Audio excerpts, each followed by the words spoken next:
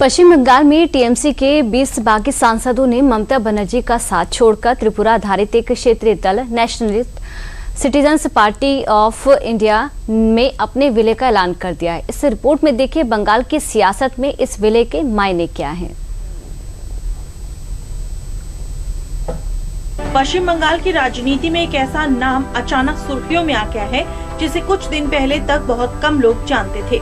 Nationalist citizens party of India यानी कि NCPI एक ऐसी पार्टी जो 2023 में अस्तित्व में आई और अब तृणमूल कांग्रेस के 20 बागी सांसदों के विलय के ऐलान के बाद राष्ट्रीय राजनीति की चर्चा का केंद्र बन गई है।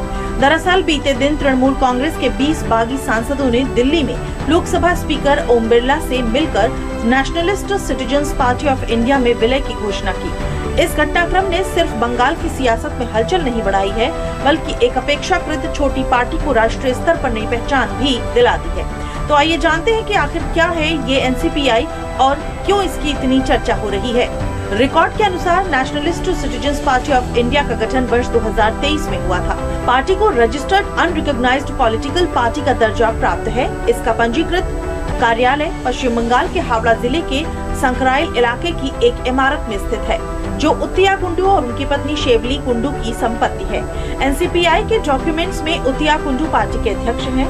पार्टी के दस्तावेजों में शेवली कुंडू को कोषाध्यक्ष बनाया गया है।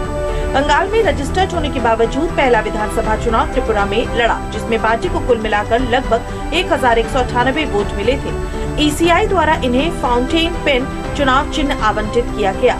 टीएमसी के 20 बागी सांसदों के विलय के बाद पार्टी चर्चा में आई। इस घटनाक्रम के बाद बंगाल की राजनीति में नए समीकरणों की चर्चा तेज हुई। बता दें कि टीएमसी के लोकसभा में कुल 28 सांसद हैं। 20 सांसदों के अलग होने से ममता बनर्जी के नेतृत्व वाली मूल पार्टी के पास अब केवल 8 सांसद बचे हैं। अब तक सीमित पहचान रखने वाली एनसीपीआई के लिए ये घटनाक्रम किसी बड़े राजनीतिक मोड़ से कम नहीं माना जा रहा। 20 सांसदों के विलय के दावे ने पार्टी का राजनीतिक कद बढ़ा दिया है।